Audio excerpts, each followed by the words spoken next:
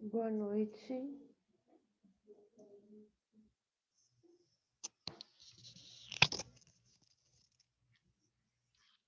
Solene, Maura, vocês me ouvem? Posso falar um pouquinho? É rapidinho. Oi, sim, escuto sim. Ah, tá bom. Só para fazer o teste do microfone de vocês. A Tá? câmera tá ok. Do Maura também. Quer tentar abrir a aula para ver se está tudo certinho? Sim, eu só não tô ouvindo a Maura por enquanto. Eu estou vendo a Maura, mas não estou ouvindo também.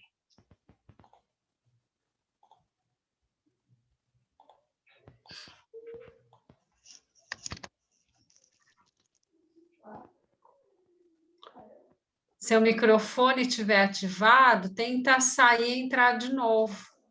É, às vezes funciona. Às vezes funciona, é que nem ligar e desligar o computador, né? Às vezes dá certo.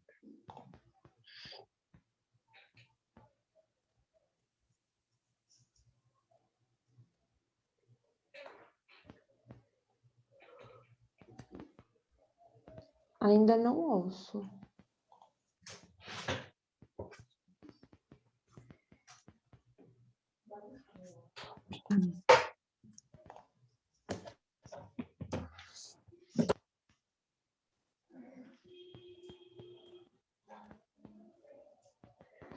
Maura, sai e entra de novo pelo mesmo link, que pode ser às vezes algum erro do Zoom.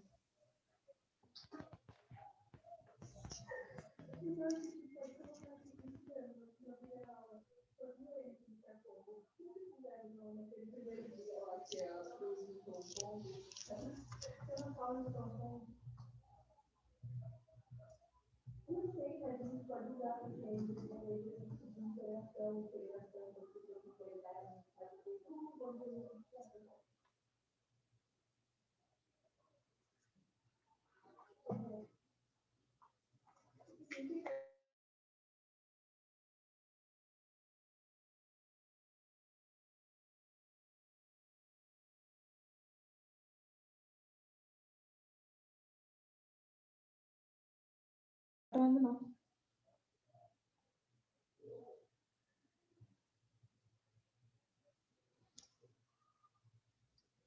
Maura, quer testar de novo?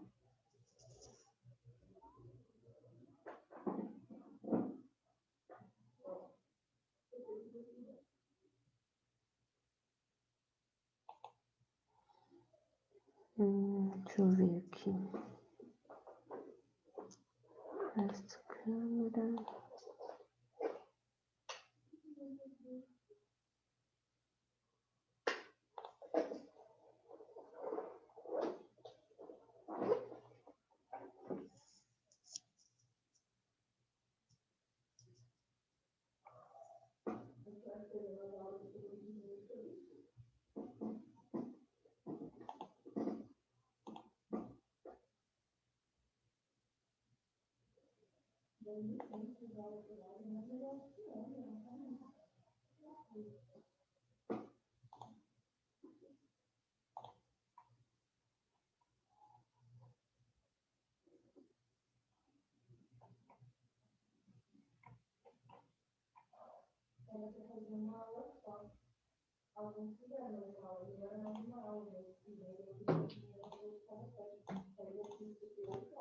Oi, Marcela, que bom que você entrou.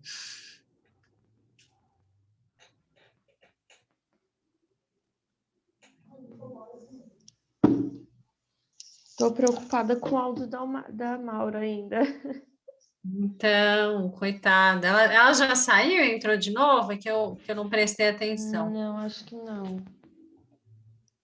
Será que ela está ouvindo a gente? Deixa eu mandar um WhatsApp para ela. Peraí. Tá, eu não tenho o contato dela. Boa noite, Porque às João. vezes ela não, a gente está falando, oi, Jô, às vezes ela está falando para a gente está falando e ela não está. Ó, não Pode consigo ser. te ouvir. Tenta sair e entrar de novo. Ela não está ouvindo a gente também. Acho que é.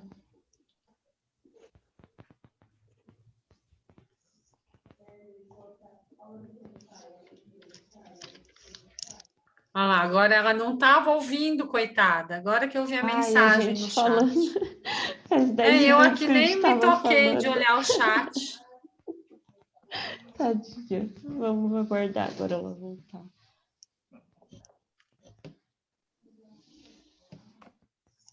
Vou mandar um e-mail pro pessoal. Cadê? Olá, boa noite. Oi, Jota, boa. Tudo jóia? Saudades? Pois é, você está me devendo uma visita desde muito antes da pandemia. Então, a desculpa não é a pandemia. É, né? Agora que passar, com certeza. É, Depois dessa, todo mundo vai visitar todo mundo. vai. A gente viu que não dá para ficar esperando, tem que ir logo, né? Exatamente.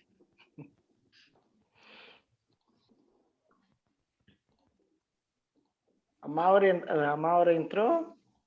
Então, ela tinha entrado, mas o som dela não estava funcionando. Eu falei para ela tentar sair e entrar de novo, porque às vezes dá certo. Uhum. Hoje é o dia da Síndrome de Williams, né? É o Dia Internacional. Ó, que É o bom. Dia Internacional. O nosso nacional é dia 7/11. Tá. E esse ano é mais ainda, porque o cromossomo deletado é a área 7q1121. Olha. É. Eu vou ser vovó. Ai, que dizem que é muito bom ser vó. Eu não tenho essa É, experiência ainda, mas dizem que é muito bom. É o primeiro? é a primeira é a Carol. Primeira?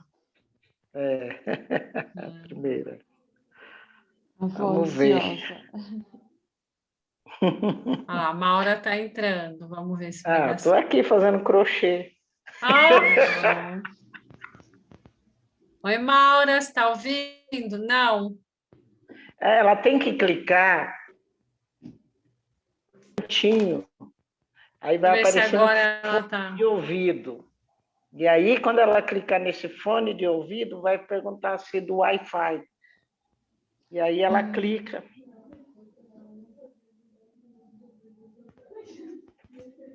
Ah, saiu de novo.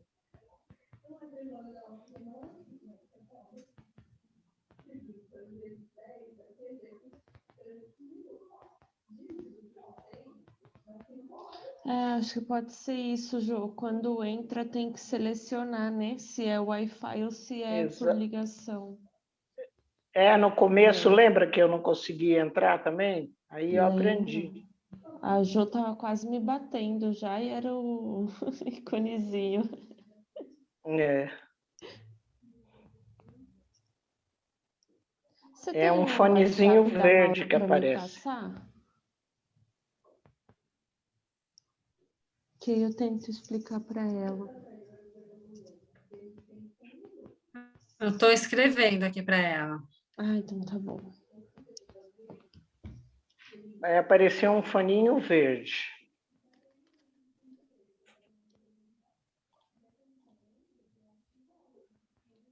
Do lado esquerdo. Aí ela clica se falando do Wi-Fi, alguma coisa assim.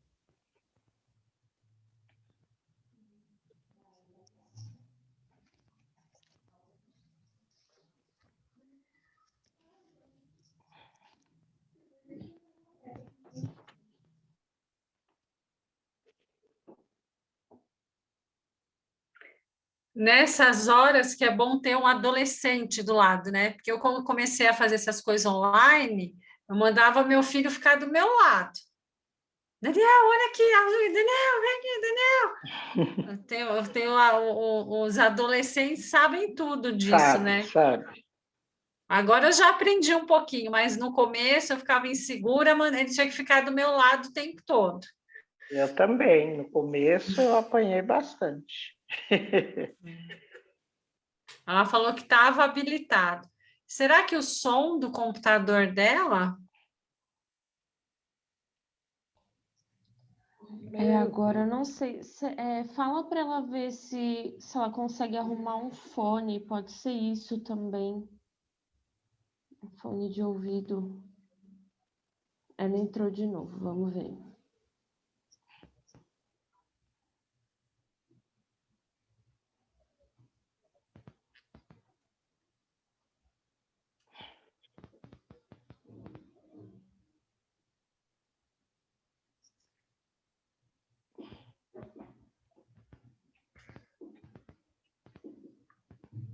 Maura, tá me ouvindo?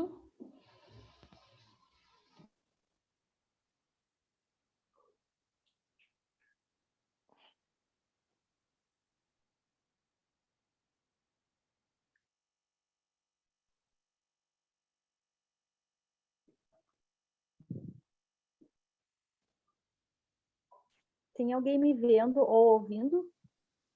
Sim, agora sim. Ah, tá. Eu botei o fone, fui aqui a primeira vez. Boa noite, meu nome é Helena, Oi, Helena.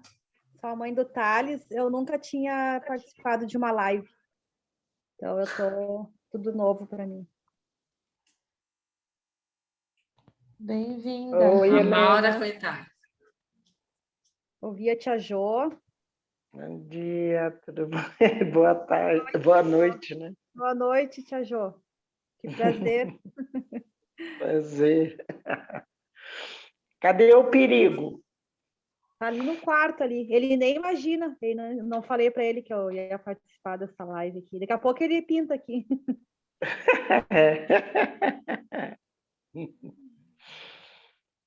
Maura, você está ouvindo? Agora o seu foninho está desabilitado. Agora habilita, o foninho está vermelho. Ah, agora sim, porque agora eu É, Ei! Que trabalho que Conseguimos. deu conseguir. Tive que sair várias vezes, desculpem, mas vai dar tudo certo agora. Oi, Jô, que bom te ver também. Saudades. Saudades. Pois é, que bom. Uhum. Que bom que deu certo. Na hora, em time, 2 minutos antes. Uhum. Tudo certo. Sulene e Maura, nós temos 72 pessoas inscritas e até agora entraram 15. Se vocês quiserem aguardar mais 5 minutinhos. pode Tá. ser, vocês que mandam. Tá, eu tô só Não organizando reclama que aqui, tu vai mas gostar. aí já passo Bem que o ligeiro. microfone para Maura, que vai ser a mediadora, né? E a Sulene a palestrante. Uhum, tu vai gostar mesmo. Vem cá. Aqui, ó. Peraí que vai aparecer aqui.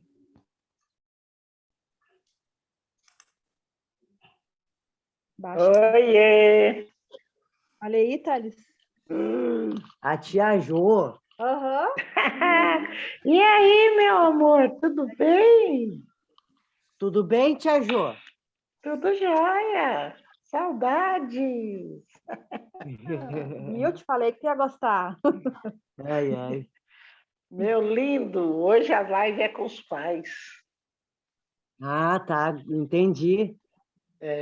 Você viu? Não é só com vocês que tem live, também tem que ter com mamães também. Ai, saudade da senhora. Ô, tia Jo, sabe o que eu estava pensando? Eu e a mãe, a gente viajar para ir para tua casa. Ah, é legal, pode vir. Casa de pop, fecha a porta, cabe todo mundo. Isso é verdade. Tô esperando. Vou ficar ansiosa, Ai, esperando. ai. Ah, vai começar a live daqui a pouco, filho. Daí manda um beijo para ela. Que eu já Ah, tô tá, tu vai esperando. começar a tua live que horas? Daqui a pouquinho, já tá Daqui na a hora. pouco. Tá? Então E tá. terça-feira que vem tem live, tá? Tá, então tá. A de vocês. Tchau. Tchau, minha querida. Tchau.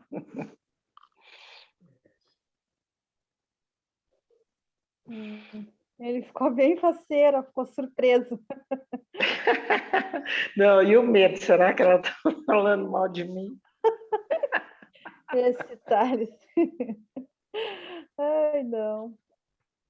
Mas é sério mesmo, a gente tem vontade de ir um dia em São Paulo para conhecer a Associação vem sim. Brasileira da Síndrome de Williams e ir lá em Sorocaba para conhecer a Rainara.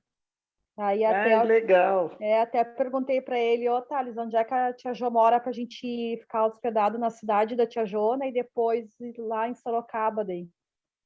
Não sei se é muito longe. Legal. Daqui em Sorocaba dá uns 45 minutos, 1 hora, mais ou menos. Uhum. Qual cidade que você mora mesmo? Eu moro em São Paulo mesmo. Na capital. São Paulo, capital. Aham. Que legal. Maura, você mora perto de Sorocaba, não é, Maura? Eu ia falar, eu estou em Itapetininga, ao lado de Sorocaba. Então, 45, 50 minutos também, pertinho. Que legal. Não, o Thales tem que lembrei conhecer a que você Rainara. mora aí perto. Rainara, Ingrid. A Sorocaba Ingrid tem também. um grupo bom. A Ingrid também, eu tenho que conhecer a Laís, eu tenho que conhecer a Laís. Eu tenho que conhecer o pessoal inteiro. A Laís é minha vizinha, quase. Ai, que tri. Então, olha aí.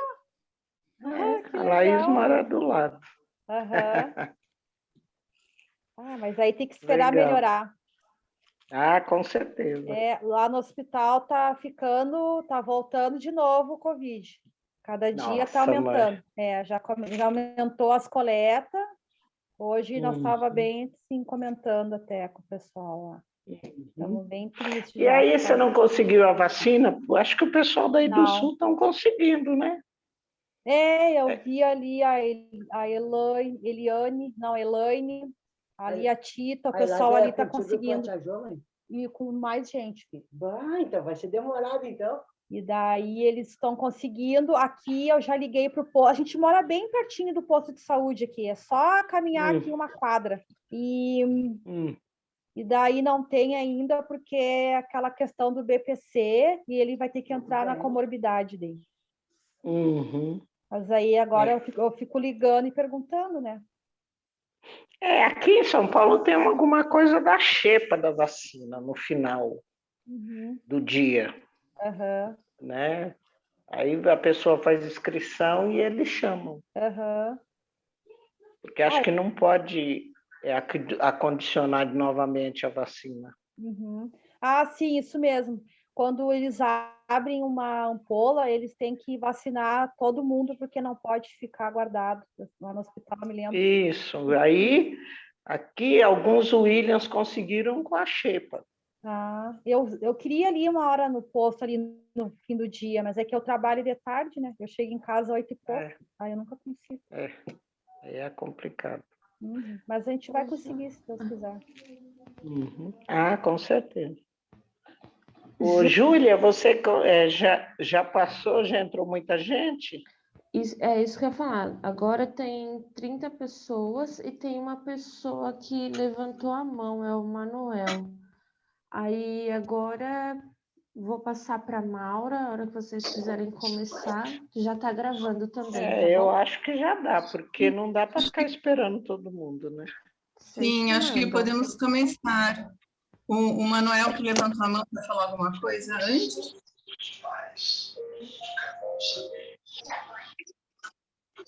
Então, acho que vamos começar, né? Então, Júlia, eu fico de olho aqui no chat também. Qualquer pergunta, eu passo para a doutora, né? Isso mesmo. Tá certo. Então, vamos começar. Boa noite a todos. É uma alegria para mim participar aqui com vocês, fazer essa mediação, né, com a doutora Sulene. Então, doutora Sulene, seja bem-vinda também, sejam todos bem-vindos. É um prazer enorme estar aqui junto com vocês, tá? Bater esse bate-papo, né, e assistir a sua aula, a gente trocar experiências, trocar ideias com os pais, com as pessoas que têm síndrome de Williams. Então, agradecer a Jo também pelo convite, né? E aproveitar, quero também parabenizar todas as pessoas com síndrome de Williams, porque hoje é o dia da síndrome de Williams, né? Então, É um grande prazer, são pessoas muito sociáveis, muito simpáticas. Eu me lembro quando a gente teve um projeto e trabalhamos mais pertinho das pessoas com Williams, quanto era gratificante e satisfatório para a gente poder receber, conviver com essas pessoas que nos ensinam tanto, né? Então, é isso. Parabéns a todos. Vamos dar início, então. Doutora Silene, quer compartilhar a sua tela já? Já, eu só vou fazer, né? Te apresentar, né? Quem não conhece, a doutora Silene é médica otorrinolaringologista, foniatra, e tem atuação no HC no Hospital da USP. É isso, doutora Silene? Isso, e assim, o mais importante, né? Amiga da Jo, né? No currículo tem que pôr, né, Jo? Amiga da Jo. Né? A Jo foi a primeira mãe com filho de síndrome de Williams que eu conheci lá no HC, então foi através da Jo, da Jéssica, que eu acabei conhecendo e me apaixonando. Eu gosto muito de atender crianças sindrômicas, é a minha paixão mesmo na vida, né? Então, eu tive a oportunidade de atender vários pacientes lá no HC, hoje já devem estar todos moços, todos grandes, né? Mas ainda continua no HC. Agora a gente está recebendo menos os Williams, mas a gente está lá quando precisar, viu, Jô? Só contar com a gente. Então, eu vou falar um pouquinho sobre a questão da audição, né? Que é uma coisa que chama bastante a atenção dos pais, eles relatam, né, o incômodo com sons, o que é isso, o que acontece, por que isso acontece, tá? Vamos tentar explicar um pouquinho. O otorrino, ele trabalha muito junto com o fonoaudiólogo, por isso que eu achei bem legal essa parceria hoje da Maura, que é fonoaudiólogo. Então, na verdade, a gente não vai ser uma aula minha, vai ser um bate-papo aí entre eu, a Maura e vocês, tá bom? Então, muito bom também ter uma fonoaudióloga aqui para a gente poder compartilhar e discutir aqui o assunto, tá?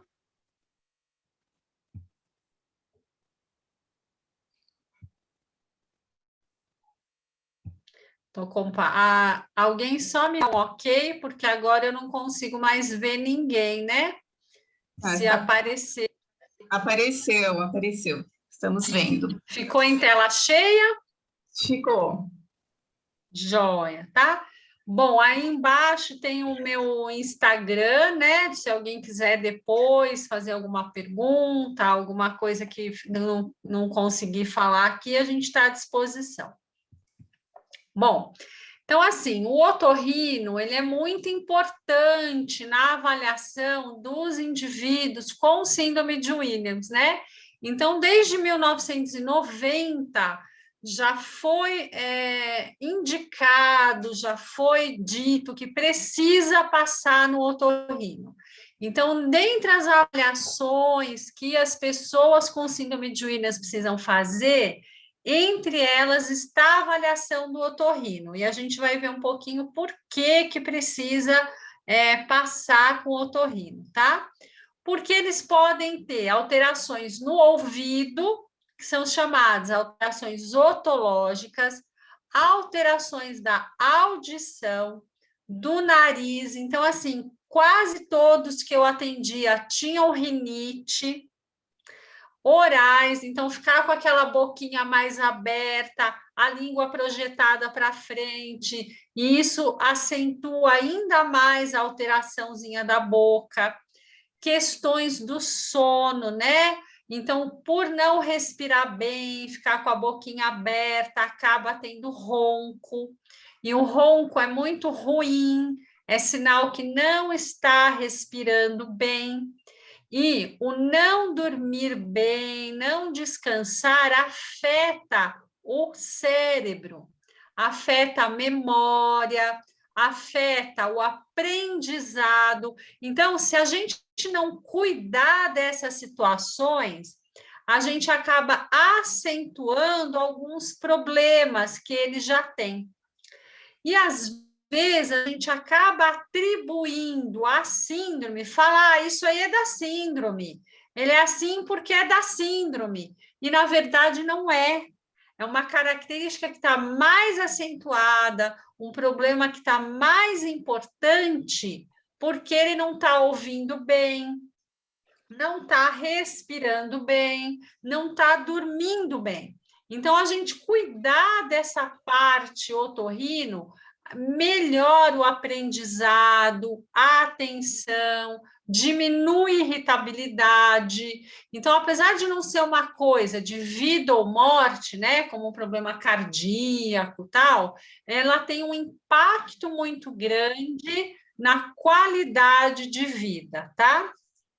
É uma criança que não dorme bem, né, não consegue prestar atenção depois na aula, nas atividades do outro dia, né? Então, muito bem pontuado isso mesmo. E é durante o sono que os neurônios, que são as células do nosso cérebro, é durante o sono que elas formam as ligações.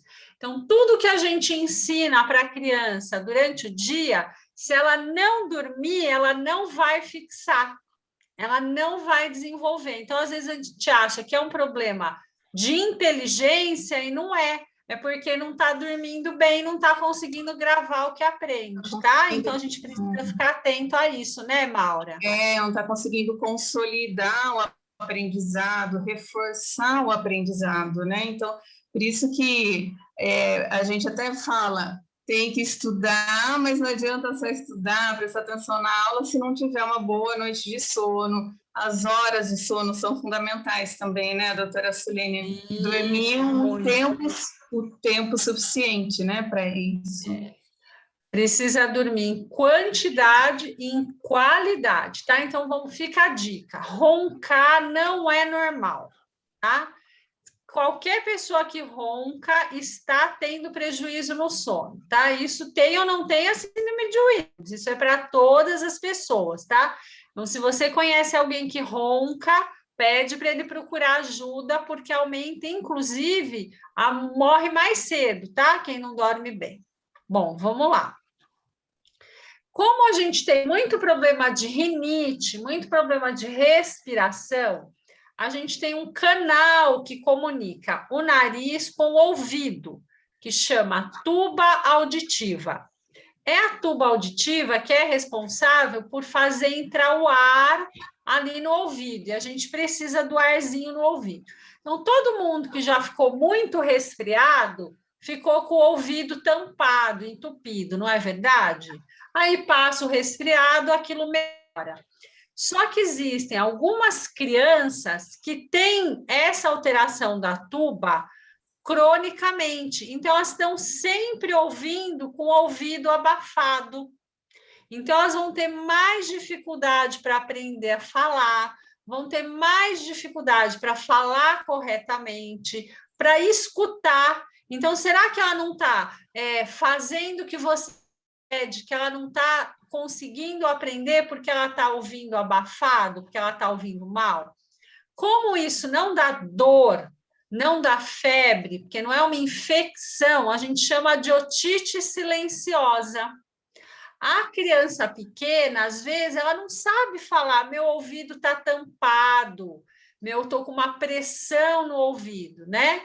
Um adulto já percebe e já fala. Então, é muito importante a gente fazer uma avaliação otológica. Na minha experiência, das crianças que eu atendia, quase todas, em algum período, tinham essa otite silenciosa. Então, a gente precisa cuidar. Como que a gente cuida disso? Melhorando a respiração, a entrada do ar, e algumas vezes a gente tem que tirar esse líquido do ouvido, tá? Mas a gente precisa realmente fazer um acompanhamento, um exame do ouvido, pelo menos uma vez por ano. Bom, mas qual é a parte do nosso corpo que ouve? O que vocês acham? Qual é a parte do nosso corpo que escuta? Alguém tem algum palpite? Ninguém? Jô, qual é qual que você acha que é a parte do nosso corpo que escuta? O cérebro. Isso, a Jô já está espertinha. Então, o ouvido, ele só é o responsável por captar o som e mandar para o cérebro. Se o cérebro não reconhecer aquilo como som, a gente não vai nem saber que o nosso ouvido está transmitindo. Então, tem alguns problemas de audição que, na verdade, eles não estão no ouvido, eles estão no cérebro, né? Então, é o cérebro que escuta.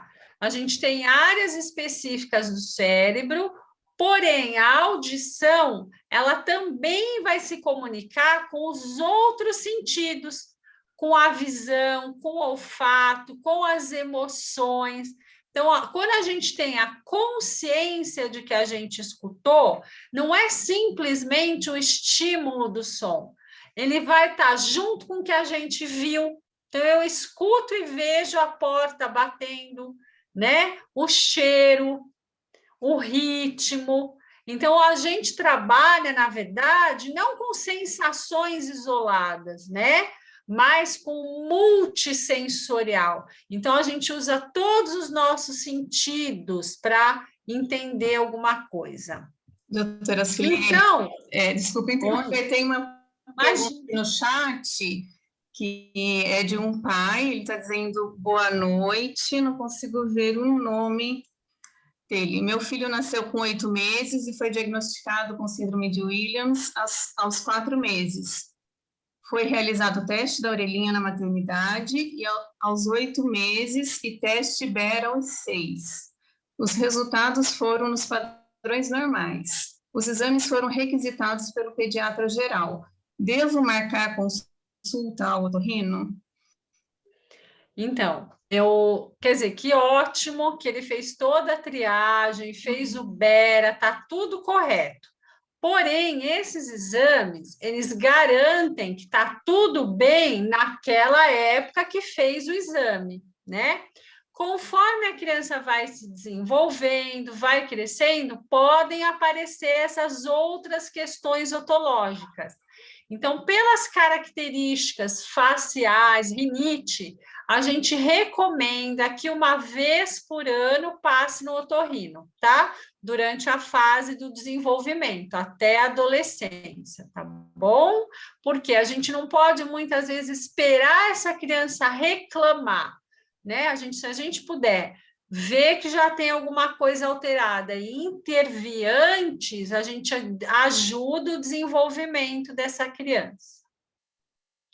Maura, eu realmente preciso aí da sua ajuda, não tenha problema em me interromper, porque eu estou isolada aqui do mundo, eu não vejo ninguém, então eu estou assim, falando aqui com a parede, tá? Então é até bom que de vez em quando alguém fale comigo, que eu não me sinto tão solitária aqui, tá bom? Foi o Igor que se manifestou, agora o nome dele, ele agradece, e vamos continuar, eu vou interrompendo, então. Por favor. Na verdade, agora, Maura, eu vou querer aqui a sua ajuda também, né?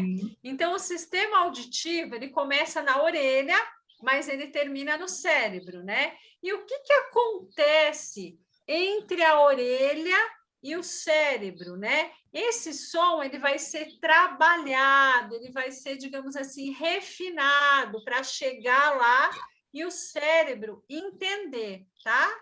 Então, vai ter...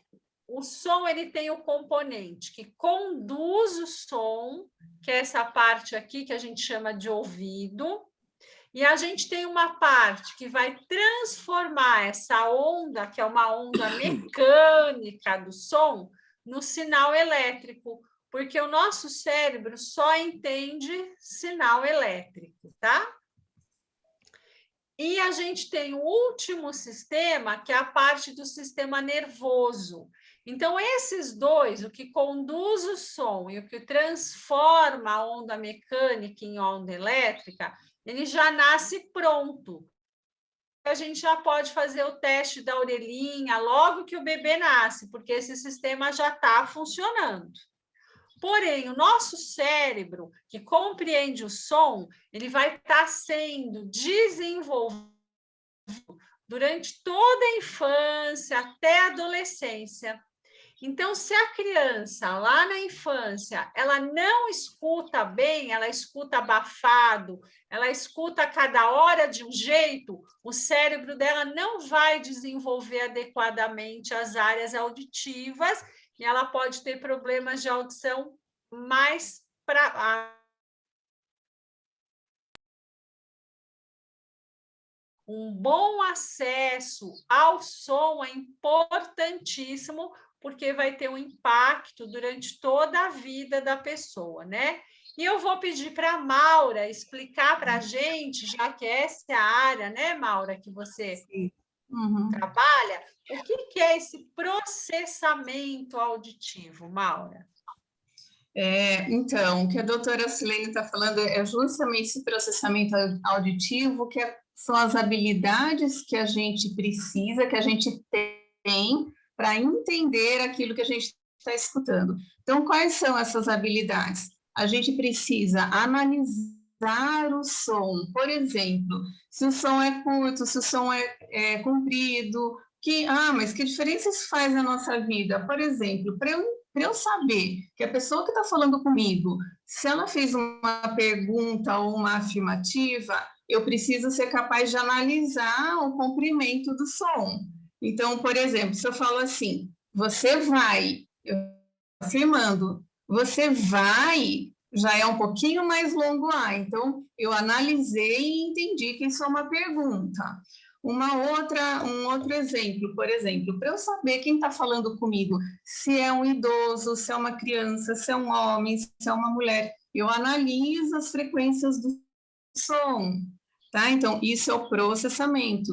Então, é uma habilidade que eu tenho de analisar o estímulo sonoro, né, em vários aspectos, para poder entender aquilo que eu estou escutando. O processamento auditivo também, como eles são várias habilidades, um conjunto de habilidades necessárias, envolve também, por exemplo, eu saber separar o som principal de um som de um som que não é tão importante. Por exemplo, a criança na sala de aula ser capaz de entender a professora mesmo no meio de outros ruídos, de outros barulhos, seja da sala, seja dos seus coleguinhas. Então, ela precisa saber separar, né, esses sons para ela conseguir entender a mensagem principal. Isso também faz parte do processamento auditivo. Está dando para entender? Então, o processamento auditivo é um conjunto de habilidades que a gente precisa para entender aquilo que a gente ouviu. Tá? Então, é como o meu cérebro interpreta aquela imagem, né? Faz a captação do som, mas quem vai interpretar é o cérebro. E o cérebro faz isso minuciosamente.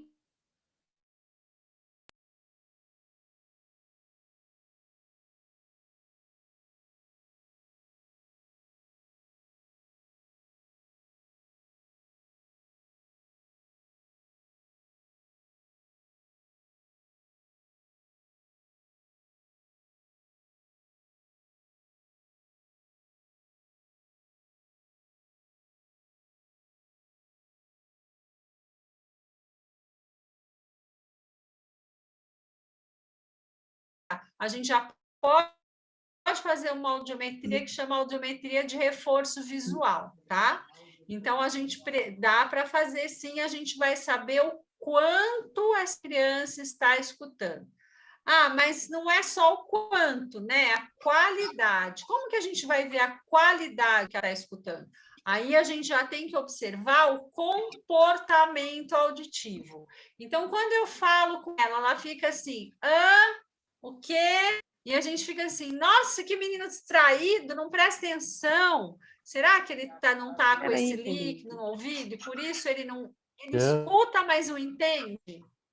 E aí precisa pedir mais vezes. Então, existem várias técnicas para avaliar a audição e o otorrino, junto com o fonoaudiólogo, vão definir para cada caso, para cada desenvolvimento, para cada criança, qual o melhor exame a ser solicitado. Não dá para fazer um exame sem antes exame, não precisa tratar antes. Primeiro, então, for o caso, normais. Mas os pais ainda falam, nossa, mas ela ainda pergunta muito, que pede para repetir, não entende a informação, pede informação. Por que isso acontece se a audiometria está normal, se ela não tem nenhuma otite diagnosticada? Bom, ela pode daí ter uma alteração no processamento auditivo, que é o que a gente estava discutindo agora. E tem outra pergunta no chat, que se é possível melhorar o processamento auditivo e como se faz. Então, se está tudo bem, mesmo a criança está escutando normal, a gente pode fazer uma avaliação do processamento auditivo. Então, nós podemos fazer essa avaliação, é uma avaliação do comportamento, né, da audição, para simplificar. Então, a gente consegue avaliar todas essas habilidades auditivas através da avaliação do processamento auditivo.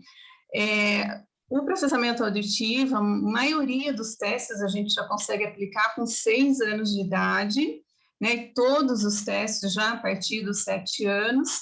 E sim, se for detectado, respondendo à pergunta da Thais, se for detectado uma alteração no processamento auditivo, existe um treinamento que se pode fazer para melhorar.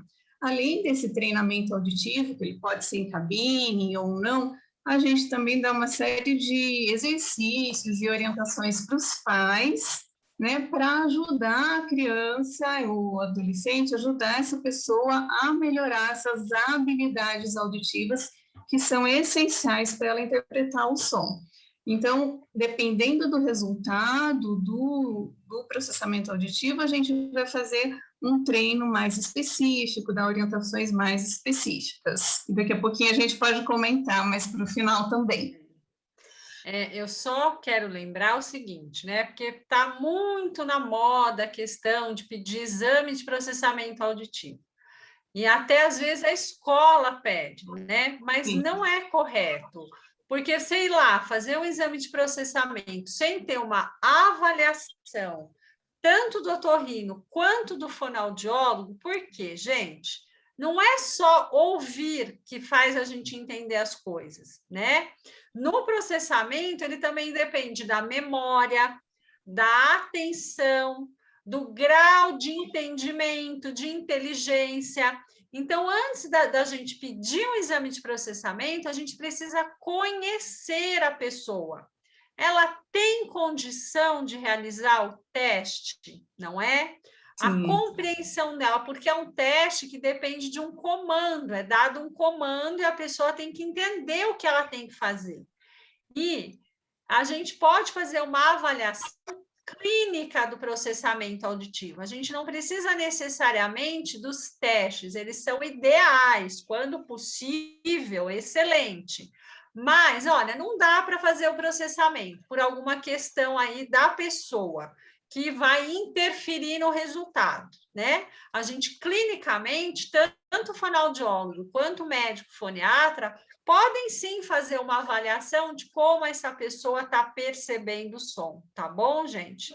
Só não caiam nessa de fazer o processamento sem passar por um profissional antes que entenda, né, Maura, e que vá dar a orientação correta, e até mesmo selecionar, né, os testes adequados, né? É muito bem pontuado, porque muitas vezes os encaminhamentos vêm da escola assim direto, tá com dificuldade de aprendizagem, vai lá e faz o processamento. É verdade, a gente primeiro precisa passar pelo otorrino, primeiro precisa passar pela avaliação básica e ver uma questão de linguagem, de memória, de entendimento, né? Principalmente da compreensão, porque a gente precisa de um mínimo de compreensão para poder fazer a avaliação do processamento auditivo. Tanto que isso é uma das coisas que são pontuadas no teste, né, na avaliação. Compreendeu bem, esse teste não foi possível porque não compreendeu a instrução. Então, se a gente... eu já fiz um projeto com síndrome de Williams, já faz uns anos, junto com a Maura Sanches, e nós avaliamos várias crianças e adolescentes com síndrome de Williams, a Jo lembra disso, né, Jo? E nós conseguimos fazer boa parte da avaliação, mas não todos os testes, né, nas crianças, justamente por essa questão de alguns testes elas terem uma boa compreensão para poder realizar, outros mais dificuldade, a gente não ter um resultado conclusivo, né? Então, ficou inconclusivo, não porque poderia ter mesmo alguma questão de processamento, mas pela dificuldade de compreensão, porque alguns testes do processamento auditivo, eles são mais puramente auditivos, mas muitos testes precisam, como a doutora falou, da linguagem, da atenção, exigem mais ou menos da linguagem, né? Dependendo do teste realizado. Tem testes que dependem da memória, tanto que a gente também pode, quando a gente desconfia, olha, teve sugestivo de alteração de memória, sugestivo de que alguma coisa influenciou no teste, a gente também vai investigar, encaminhar e repetir mais para frente. Mas então precisa, sim, do mínimo de compreensão. E aí, a gente, então, falou dos problemas da orelha, falou dos problemas que tem aí nesse trabalho que é feito do som, né, que a gente chama de processamento, e a gente tem outra questão, que é uma questão muito marcante na síndrome de Williams, que são os incômodos com sons, né? As crianças com síndrome de Williams têm muito incômodo com sons, inclusive com sons do dia a dia, com sons habituais, né? Então, o liquidificador, uma festa de aniversário. Eu lembro que algumas crianças iam para a consulta de metrô, né? E o metrô às vezes faz aquele barulho, e as crianças põem a mão na orelhinha e fazem assim, né? Que elas têm um incômodo com sons que para as outras pessoas não é incômodo, né? Isso é a hiperacusia ou a misofonia. Então, o que é isso? Então, é uma tolerância reduzida aos sons. A pessoa tem uma hipersensibilidade auditiva. Não é que ela escuta mais do que as outras pessoas, né? Porque quando a gente, às vezes, usa o termo hiperacusia, parece que ele tem uma audição melhor. Não. A audição, a captação do som é igual de todo mundo.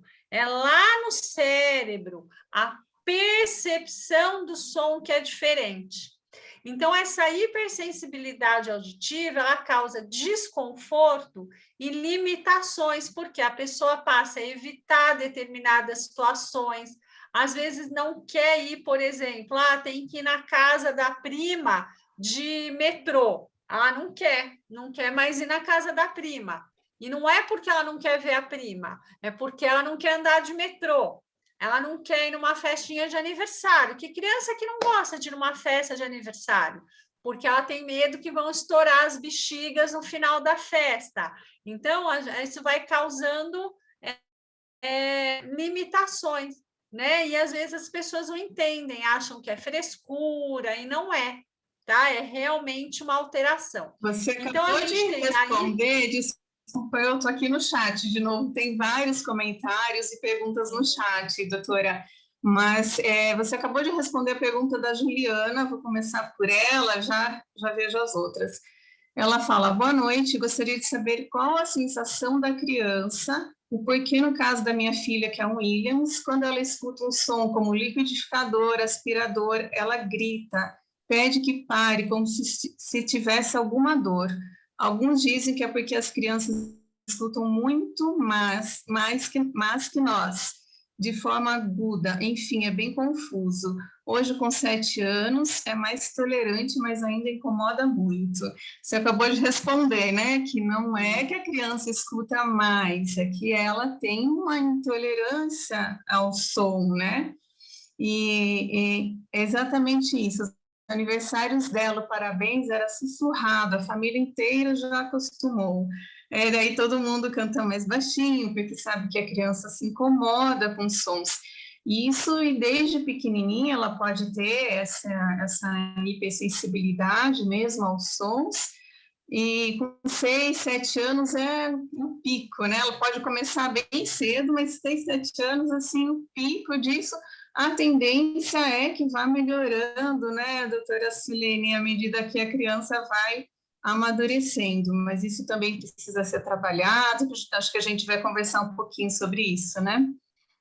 Então, isso é uma alteração sensorial. Sabe, às vezes, quando a gente toca alguma coisa e aquilo dá arrepio na gente, não dá arrepio em outras pessoas, né? Esse arrepio não é que a gente sentiu mais, né? Então, é como se aquele som provocasse um jeito que eu entendo, um arrepio lá no cérebro, né? Aquilo é desagradável, né? Sabe o giz, quando faz aquele barulho na lousa que a gente até arrepia? É como se estivesse acontecendo com esses sons. A primeira vez que acontece, a gente fica muito incomodada. Aí a gente vai percebendo que aquilo, na verdade, não dói, que aquilo, na verdade, não traz nenhum mal para a gente. Então, a gente vai aprendendo a tolerar aquilo, né? Então, é isso que vai acontecendo. Não que ela deixe de achar aquilo desagradável, mas ela vai percebendo que é desagradável, mas não traz nenhum risco, nenhum perigo, não vai ter nenhuma consequência. Só que isso pode demorar. E, dependendo do grau de hipersensibilidade, alguns sons são tão desagradáveis que a pessoa vai evitar aquilo a todo custo, né? Então, a gente precisa entender que isso depende do som. Então, não é porque ela não gosta da festa ou porque ela não gosta do lugar, é o som especificamente, não é o ambiente em que aquele som ocorre, né? O que pode acontecer é que ela acaba associando, quando eu vou em tal lugar vai ser ruim, porque vai ter aquele som. Então, ela já associa aquilo, ela não quer ir naquele lugar, né? E às vezes, mesmo você querendo falar que não vai ter o barulho, tal, ela às vezes já criou uma, digamos assim, uma ojeriza aquela situação, né? Tem uma outra pergunta aqui. Quer continuar? Eu faço depois? Não, pode falar, pode perguntar. Doutora Sulene Maura, moro no Canadá. Meu filho tem 3 anos e 2 meses. Não fala ainda. Ele fez um exame com um audiologista quando descobrimos a síndrome, há 2 anos atrás. Ele não fez a audiometria e o sistema de saúde aqui é muito diferente do Brasil. Quais sinais visíveis posso observar que pode estar ocorrendo alguma alteração na audição? Bom, então vamos lá. Observa, você tenta falar com ele de costas, chamá-lo, né? Uma coisa muito importante é ele responde quando chamado pelo nome. O nome da gente é uma coisa assim que faz uma ativação cerebral enorme, né? Tanto que, né, Maura, você que tem um nome um pouco mais comum que o meu, não é assim? Se alguém chama Maura, mesmo que não for você, reflexamente você olha até descobrir que não é você, né? Comigo isso não acontece muito, porque é difícil ter uma outra Sulene, mas assim, né? Maura é uma coisa.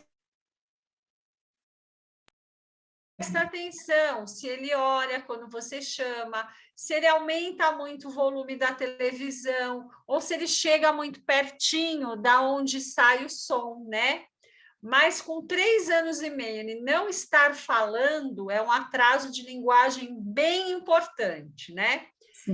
Na síndrome de Williams, pode ter atraso de linguagem, mas, em geral, eles são muito habilidosos para a linguagem. Né? Até tem facilidades para aprender outras línguas, música, é uma coisa que até às vezes é preocupante, né? Pelo grau de inteligência, de compreensão, a gente esperaria até uma linguagem um pouquinho pior, e eles são muito falantes e falam bem, né? Mas alguns têm atraso de linguagem. Então, na verdade, o seu filho precisa de uma investigação, né?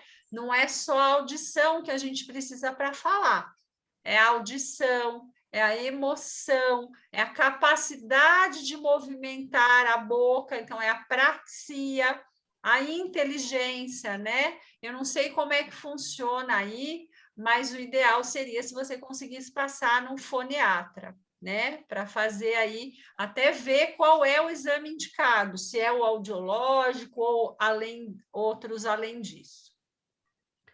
Espero que que você tenha entendido. Mais alguma pergunta, Maura? Tem um comentário. Na minha experiência, além da hipersensibilidade ao som, as crianças que escutam o trem antes dos outros. Sugiro... Peraí, Lucilene... alguém está falando para ela. Sugiro você imprimir o guidelines, né, da síndrome na American Academy of Pediatrics e levar para seu pediatra. Quem sabe isso te ajude. Aí tem mais alguma coisa aqui, só um minutinho. Quando tem a deficiência intelectual, os resultados de uma avaliação de processamento sempre dá alterado, principalmente pela dificuldade de compreensão? Geralmente sim. Então, a gente precisa do mínimo de linguagem, né, para que possa ser feita a avaliação com resultado fidedigno, né? Alguns testes são puramente auditivos, a gente, né, precisa que a criança compreenda para a gente conseguir aplicar. Se a criança não compreende, a gente não consegue aplicar o teste. Você ia comentar. O que você entendeu é o seguinte: os testes eles foram padronizados. Então, vamos falar assim, ó, o resultado normal desse teste é isso. É um padrão para quem tem inteligência normal, não tem distúrbio emocional, fala adequadamente, né? Então, o exame de processamento ele tem uma série de itens que vão contraindicar a realização do exame. Não, peraí, mas não pode... Não, veja, eu não posso usar aquele padrão de resultado. Então, não posso fazer o teste e usar aquela padronização, mas eu posso fazer uma interpretação clínica do teste. Por isso que é importante o teste ser solicitado e ser recebido por alguém que entenda, por um médico que entenda do teste. Por quê? Ele vai saber, olha, esse resultado que deu alterado é por causa da audição. Não, esse resultado, no caso dessa criança, é porque tem um problema X que interferiu, tal. Então, não é que, né, Maura, às vezes eu peço o teste, mesmo sabendo das limitações, mas daí eu não vou usar aquele padrão de normalidade, eu uso mais o teste como mais um dado que eu vou juntar na minha avaliação clínica. Eu chamo isso de triagem do processamento auditivo. Sim, certeza. Então, a gente tem que conhecer os testes e saber.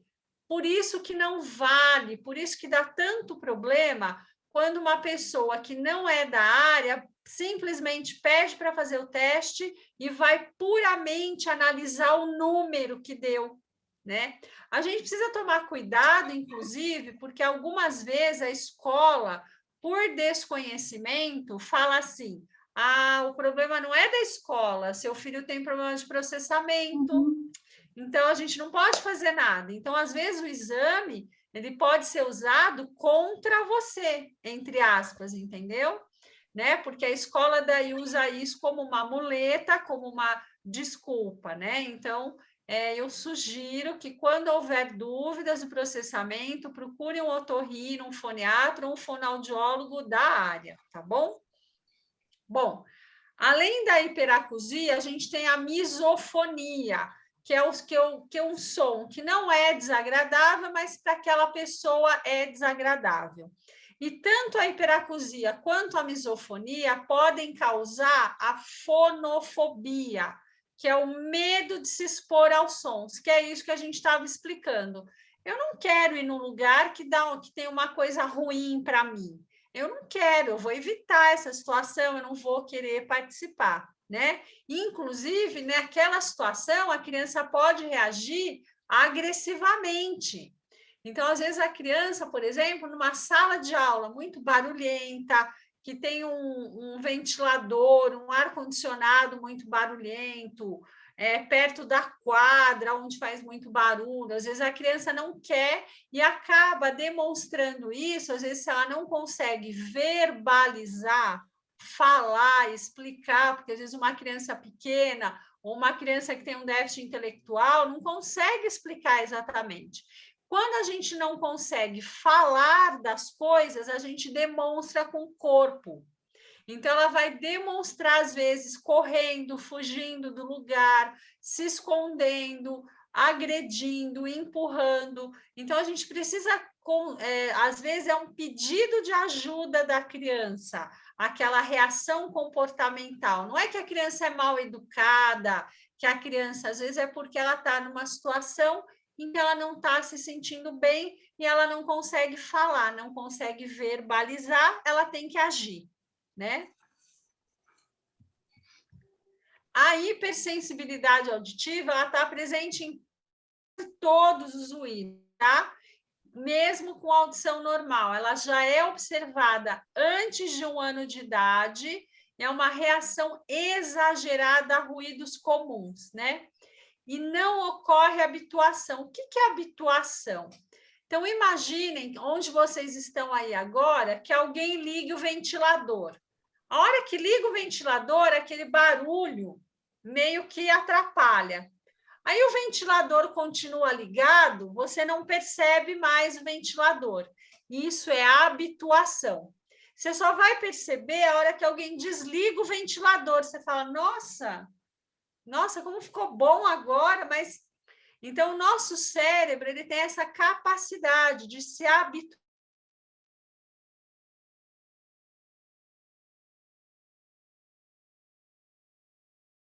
Porque se eu ficar dando atenção para tudo que está acontecendo o tempo todo, a gente fica maluco. E não ocorre isso na síndrome de Williams. Então, aquele barulho continua incomodando o tempo todo. Então, cobre a mão, chora, grita. Então, vocês têm que ter compreensão, tá? Que realmente a criança está sofrendo, tá bom?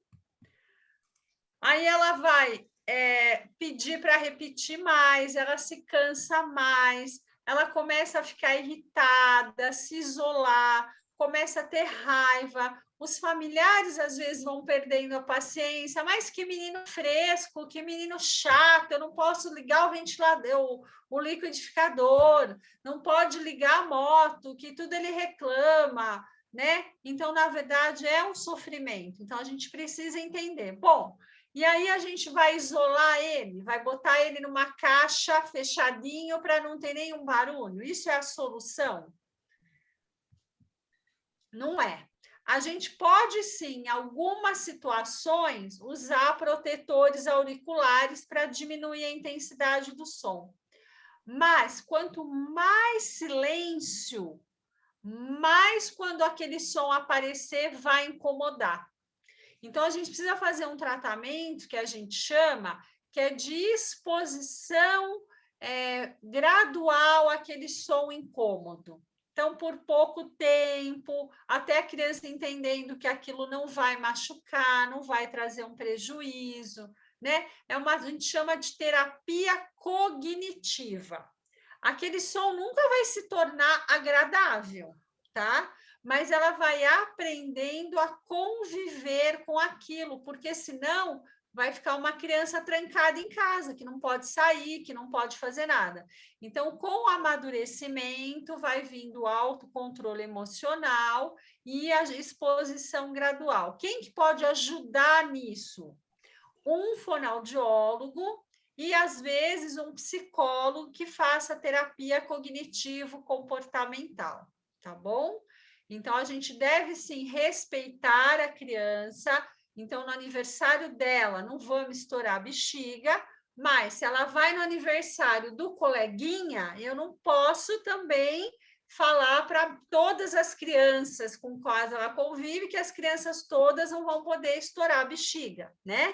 Então, a gente vai ter que, aos poucos, fazendo a criança entender que aquilo é ruim, mas é suportável, em algumas situações vale a pena, né? A gente suportar um pouquinho, porque a convivência social, tudo é importante, tá bom? E aí a gente vai considerar sempre o nível de linguagem da criança, como está o desenvolvimento dela e as experiências anteriores. Se ela já teve experiências muito ruins, eu vou ter que ir com mais calma, eu vou ter que ir mais devagar, né? Porque ela já está, digamos assim, machucada, traumatizada com aquele som, tá bom? Era isso que eu queria falar. E eu vou aqui sair do compartilhamento para a gente poder continuar aí batendo papo se houverem questões. Né? Tem no chat, até o Marcos está dizendo sobre o que você falou agora.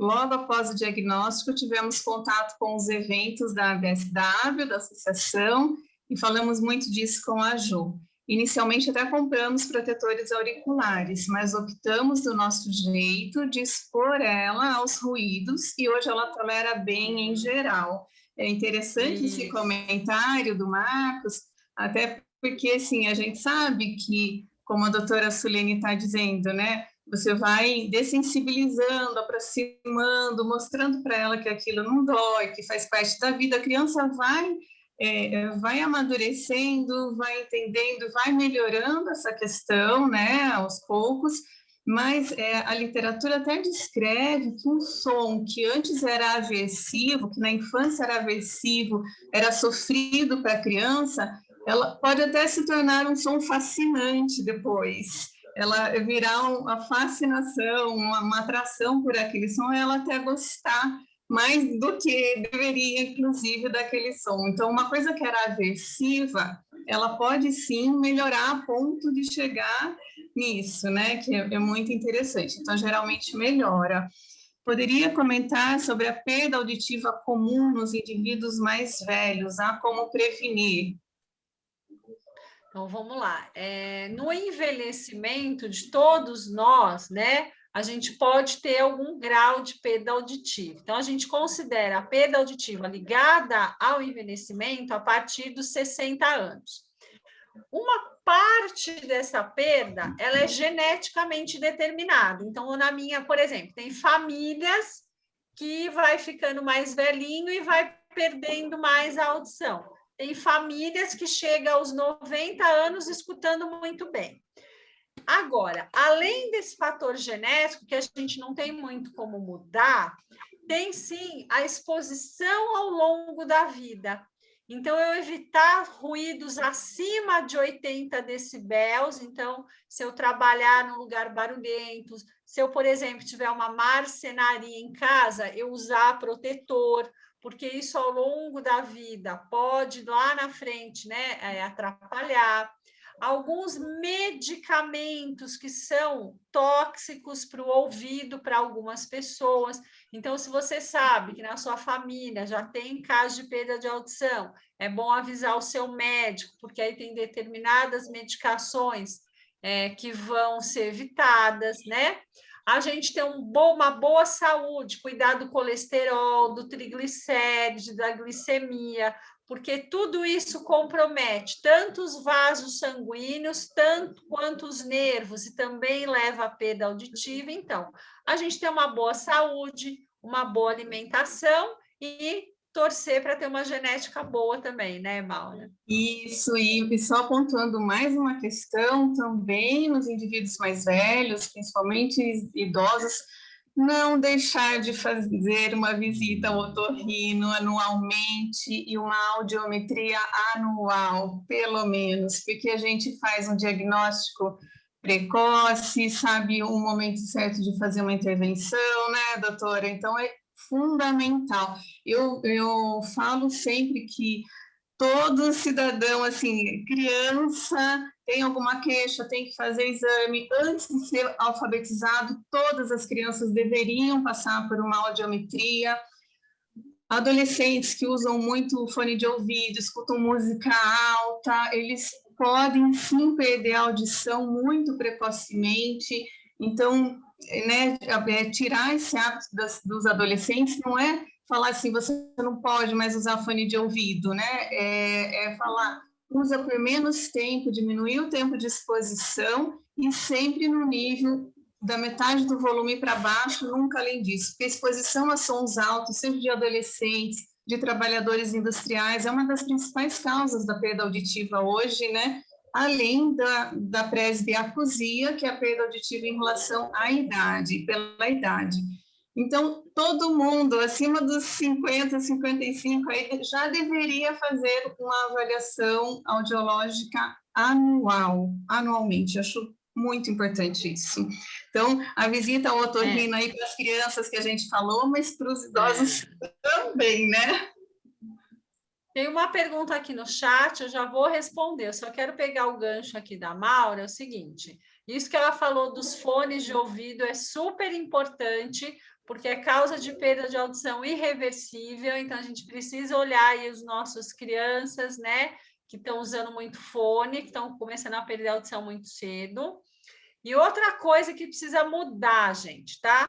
Ah, faz o exame lá, deu uma perda de audição, o médico indica para colocar aparelho de audição. Aí a pessoa fala assim: ah, não, eu não quero pôr agora, não, eu ainda estou escutando.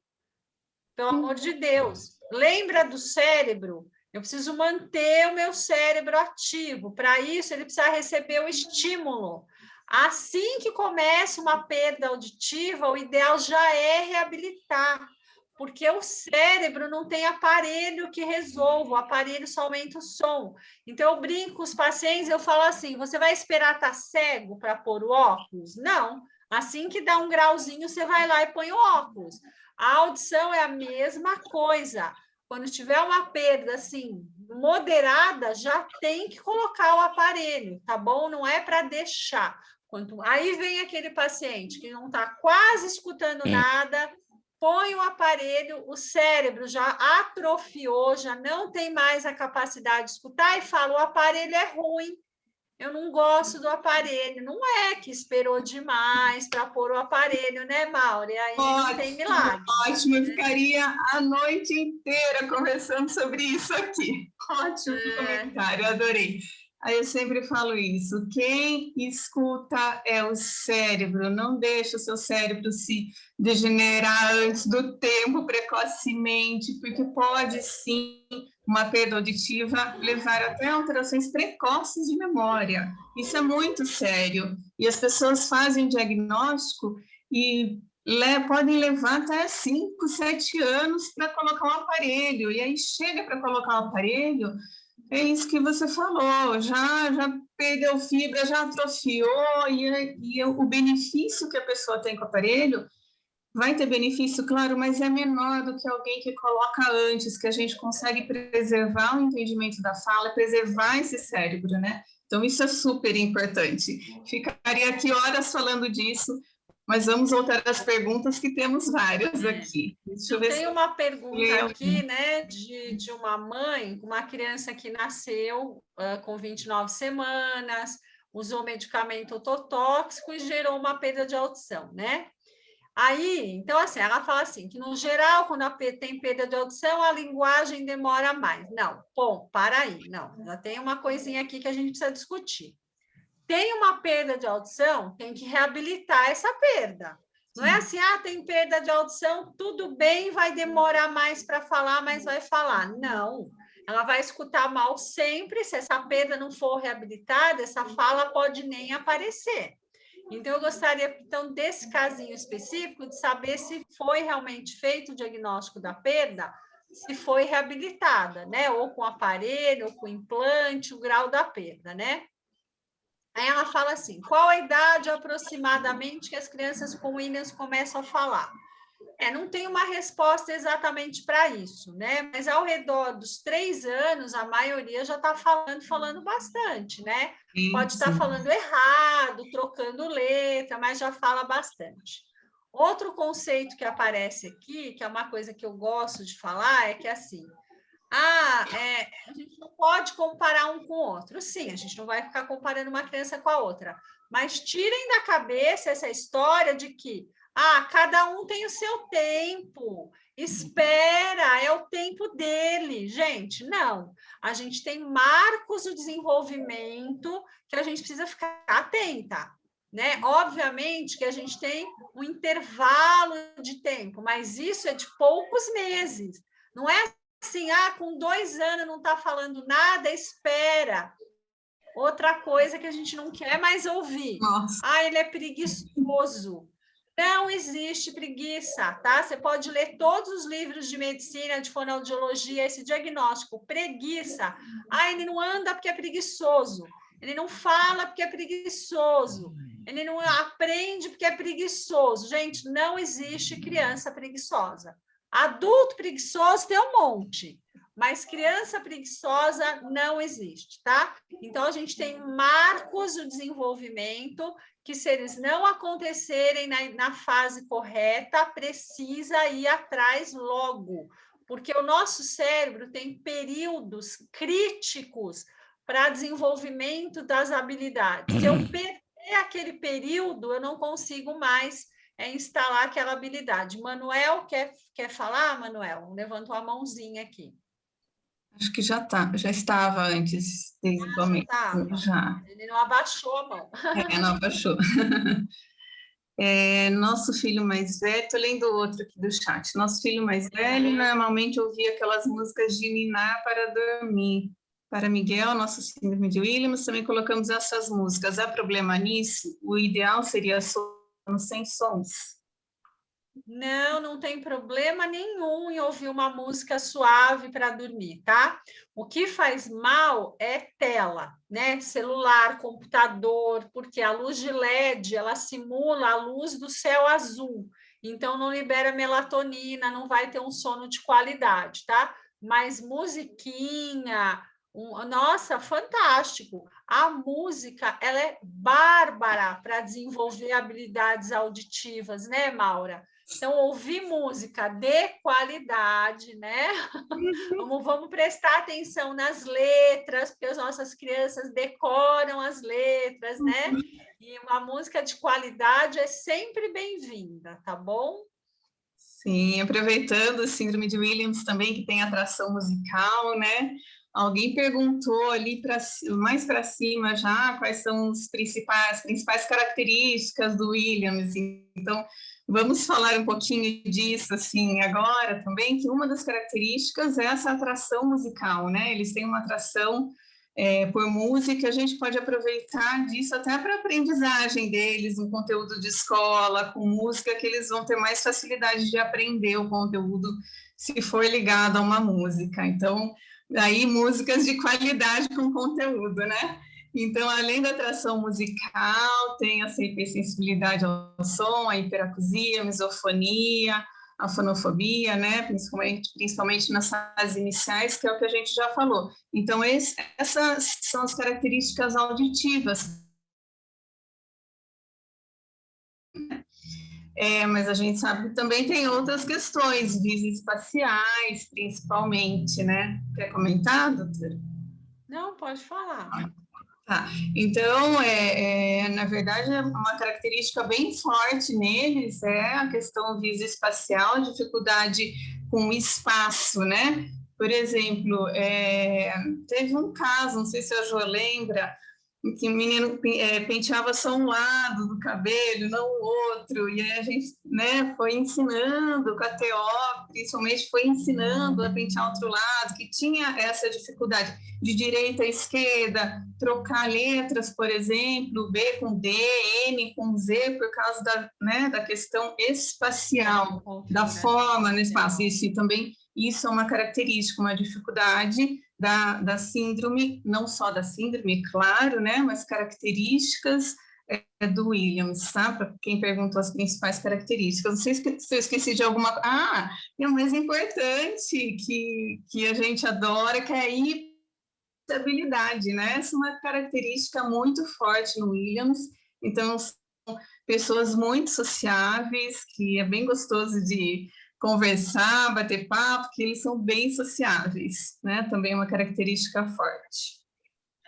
E lembram da gente anos depois, Nossa. né? Lembram muito tempo depois, né? Agora a gente fala, isso é ótimo, mas precisa tomar cuidado porque eles acabam, às vezes, sendo muito sociáveis com gente que não merece, e aí precisa ficar de olho porque eles não têm essa malícia, né? Sim. Então é uma coisa que precisa tomar cuidado. Outra... Então, a gente hoje está falando de audição, mas a visão também tem o processamento visual, né? Então, não é só enxergar, mas é como o nosso cérebro interpreta isso que a gente está vendo, que são esses problemas visuais.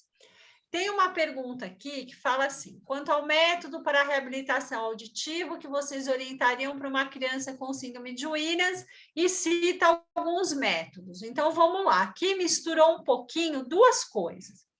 Reabilitação auditiva é fazer a pessoa escutar melhor. Isso é aparelho de audição, ou prótese implantável, ou implante coclear, vai depender do tipo de perda. Então, não existe uma reabilitação auditiva para síndrome de Williams. A reabilitação auditiva é para o tipo de perda, para o grau de perda, ok? Aí ele fala aqui, a Maiara fala aqui, sobre métodos de reabilitação de linguagem, tá? Bom, como é que nós vamos escolher qual método para reabilitar a linguagem? Linguagem não é só falar, né? A gente tem várias formas de se comunicar. Vai depender do grau de audição que a gente consiga dar para essa criança. Então, uma criança que tem uma perda de audição, mas que ela consegue ter acesso aos sons da fala com aparelho ou com implante. Aí eu posso tentar um método audioverbal. Se é uma criança que não tem acesso a sons da fala, não adianta insistir no método auditivo verbal. Isso já meio caiu por terra, tá? Ela pode até aprender a falar algumas coisas, na verdade, ela vai aprender a imitar o movimento, tá? Mas ela precisa de um outro método de linguagem, que pode ser língua de sinais. A comunicação alternativa, o uso de pranchas, enfim, ela é mais para crianças que não conseguem mover a boca para falar, tá? Então, elas não vão conseguir se utilizar da fala e também não conseguem fazer os sinais, ou porque tem um problema motor, ou porque tem um problema intelectual muito grave. E aí a gente indica. Então, não existe um método nem de reabilitação auditiva, nem de reabilitação de linguagem que sirva para todos os Williams. Porque assim como todos nós, seres humanos, eles são muito diferentes entre si.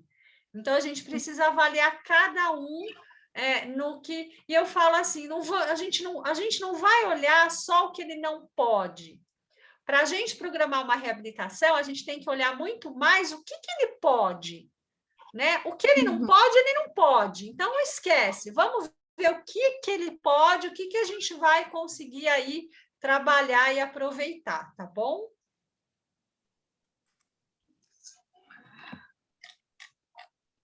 Aí tem uma mãe que fala que se começa a cantar, a filhinha lá anima, começa a cantar junto e ninguém dorme. Então, nesse caso, a gente contraindica a música, né, Mara? Então, nesse caso, é sono sem música, tá vendo? Cada um é um, né? Cada um é um, verdade. A Carolina falou, olha, meu filho tem 4 anos e não fala. Carolina, corre. Porque o período crítico para a linguagem é até os 3 anos, tá bom? Então, corre com seu filho, não é para ficar esperando. Se não for possível a fala, existem outras formas de comunicação. Ele precisa se comunicar, tá bom?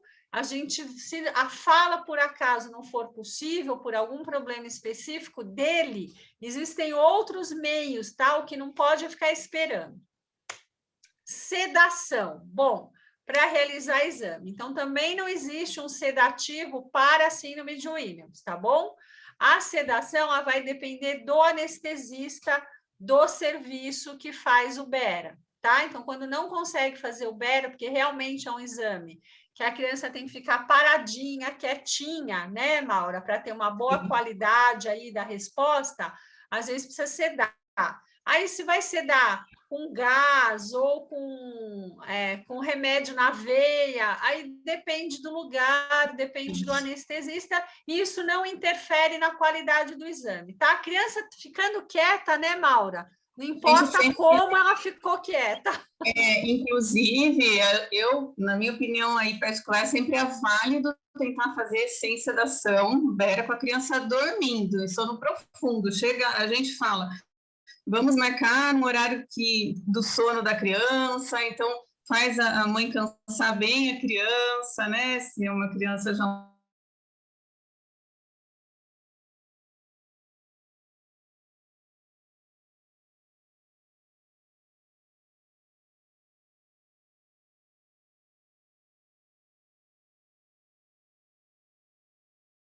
Depois fazer o exame, então tem que ser um dia sem pressa, porque dá sim, se a gente conseguir fazer a criança dormir, até para fazer assim.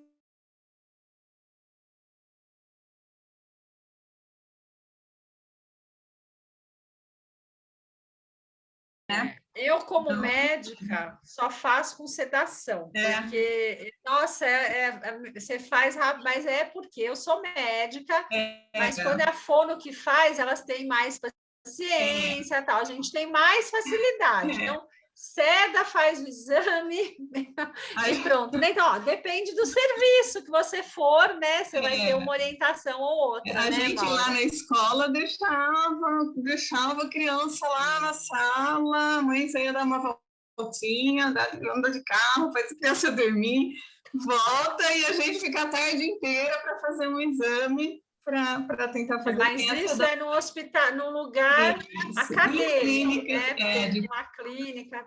Clínicas de fono, algumas colegas fazem isso também, assim, de esperar a criança dormir, tentar fazer sem a sedação, que é possível, mas tem que estar no sono profundo. A sedação não atrapalha o resultado do exame, tá? Sim. Mas é claro, ele tem que estar num ambiente hospitalar, né? Não dá para fazer numa clínica. Sim. Bom, gente, ó, são 10h15.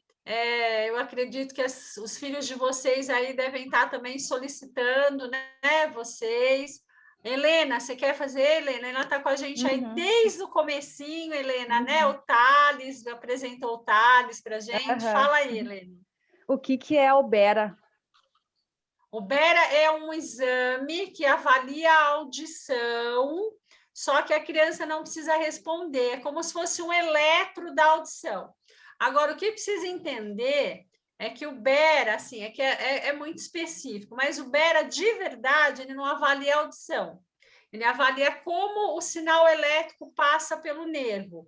Lembra que a gente falou que quem escuta é o cérebro? O Bera não consegue ver isso.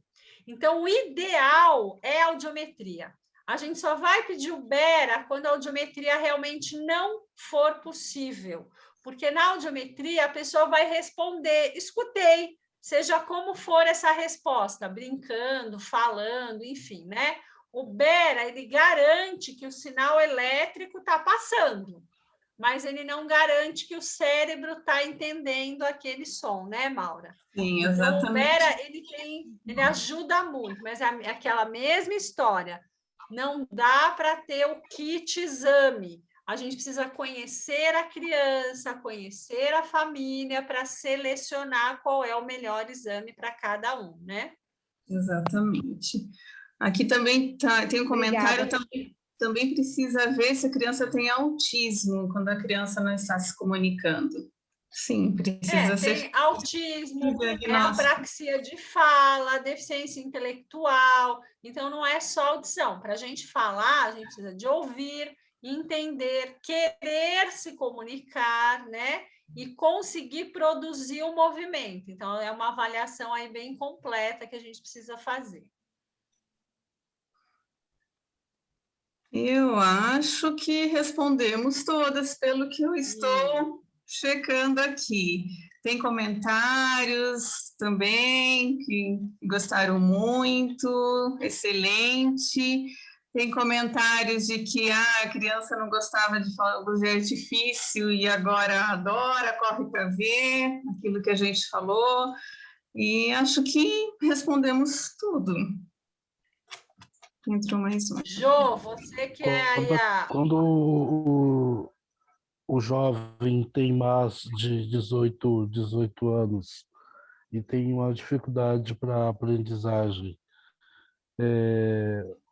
o indicado ainda é a audiometria ou nós temos um exame mais específico? Porque Então, Manuel.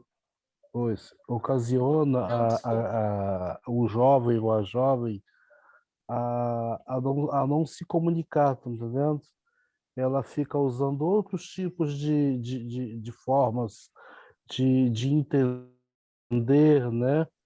Eu tenho um caso na família, uma sobrinha, que ela usa a nossa expressão labial, né? Ela consegue nos entender pelos lábios, mas ela tem uma dificuldade tremenda de aprendizagem, entendeu?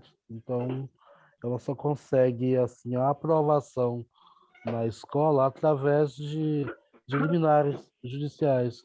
Ela não consegue aprender, por exemplo, tem hoje 20 anos e ainda não sabe quanto que é 2 mais 2, qual é o resultado que dá, e só consegue ler a gente lendo para ela e ela pronuncia o que a gente fala, entende?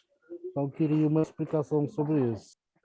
Então, a gente precisa conhecê-la, fazer uma avaliação que a gente chama foniátrica, tá? Então, o médico que cuida de problema de aprendizagem e de comunicação é o foniatra, porque daí a gente vai avaliar se o problema é mais da audição, é mais da compreensão, da visão, tá? Então, assim, Manuel, não tem um exame para eu falar para você assim, faz tal exame. O exame que ela precisa fazer é um exame clínico, né, com um médico foniatra. E aí sim nós vamos ver se é necessário algum exame. Às vezes não é, às vezes só avaliação clínica, né, Maura, já esclarece. Uma avaliação de linguagem, né? Isso, exatamente. Geralmente é uma avaliação multidisciplinar, com médico, fonoaudiólogo, neuropsicólogo, né, Manuel? Então, quando a criança é mais velha, é mais complexo, porque daí, como já passou muito tempo, algumas coisas às vezes a gente já não consegue mais mudar, né? Mas às vezes a gente consegue dar uma orientação, qual é o caminho que a gente pode fazer para essa pessoa ter um aprendizado, porque não é só a escola que a gente aprende, né, Manuel? A gente aprende tantas outras coisas que não é na escola, e a gente pode desenvolver tantas outras habilidades, não é? Então, a gente precisa enxergar. Num jovem de 18 anos, a minha visão, quando eu recebo um jovem de 18 anos com uma dificuldade de aprendizagem, é buscar quais habilidades aquele jovem tem para uma orientação profissional, né? Porque às vezes não adianta ficar insistindo muito no aprendizado acadêmico, mas eu tenho tantas coisas que podem trazer tanto satisfação pessoal quanto retorno financeiro que não dependem de tanto estudo, né? Então, eu acho que uma orientação profissional, nesse caso, seria até mais importante. E tanta coisa que eles podem fazer, né? Tanto trabalho que tem. A gente precisa tirar esse olhar do que não pode, não consegue, entendeu? Por exemplo, eu sou péssima para desenhar, sou péssima em esportes, então eu vou fazer outras coisas, né? Entendeu? Não sou boa na cozinha, então não vou para a cozinha, entendeu? Então a gente tem que fazer o que a gente tem mais habilidade, né? E aí, assim, não vou ficar sofrendo pelo que eu não posso, vou ficar feliz pelo que eu posso, né? É aquilo que eu falo. Eu vejo muito, assim, nessa minha caminhada, os pais muito preocupados em alfabetização essas coisas. Eu sempre falo, a gente quer uma pessoa preparada para a vida ou alfabetizada? Porque quantas vezes a pessoa até consegue aprender a ler e escrever e não consegue ir na padaria, na esquina. Então, eu sempre dou um exemplo, né? Eu tenho um irmão que ele não conseguiu se alfabetizar e é assim, ele na época não tinha problema nenhum. E a gente morava em sítio e o meu pai tinha estufas. Começou a colocar ele para cuidar das estufas. Esse meu irmão não se alfabetizou, mas hoje ele tem uma empresa de paisagismo. E quem cuida da parte administrativa é a minha cunhada e ele vive muito bem. Então, a gente tem que, aquilo que a doutora Sulene, que a Maura falou, é a satisfação da pessoa. Né? Eu vejo muito isso, sempre a família é assim, é o ler e escrever, tá, mas para que vai servir isso? Né? Qual é o ganho e o benefício desse sofrimento? Porque eu lembro que eu tinha um acordo com a Jéssica, assim, que o dia que ela quisesse parar de estudar, eu iria catar. Porque quando eu conheci uma moça que tem quase a minha idade, com síndrome de William, e ela falou o sofrimento dela do aprender a ler e escrever. Né? Então, eu sempre tentei me pôr no lugar. Né? Então, a gente tem que pensar bem, né, as alternativas, né, as qualidades de vida.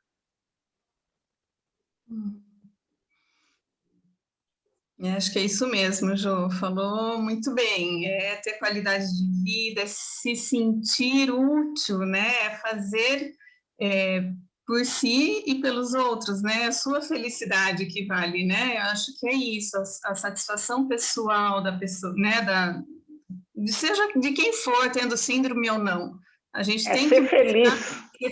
Isso, ser útil, ser feliz, estar de bem, né, com a vida. Isso é o mais importante, eu super concordo com você. É falar, olha, chega uma hora, a gente que trabalha com terapia, linguagem, a gente fala, olha, mãe, pai, adolescente, chegou até aqui, a partir daqui estabilizou, então vamos procurar essa questão profissionalizante, vamos procurar o que você gosta, acho que pontuar isso é super importante.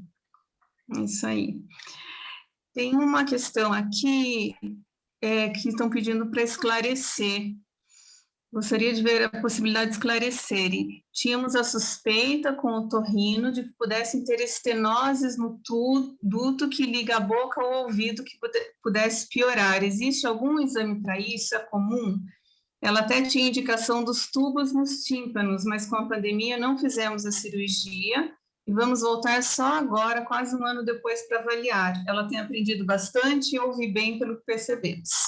Quer responder, doutora Sulene? Parece que está se referindo aí àquela otite silenciosa que a gente falou, né? Você tem aí, não é bem uma estenose, mas alguma obstrução da passagem do ar, do nariz, da boca para o ouvido e da indicação de tubo. Então, essa história, ela ouve bem pelo lugar. Sim, a criança que tem essa otite silenciosa, ela não é surda. Só que, às vezes, ela percebe de forma alterada os sons. Um S e um Z, um P, um B, um T, um D. E isso pode... Lembra que a gente falou que está formando as vias auditivas?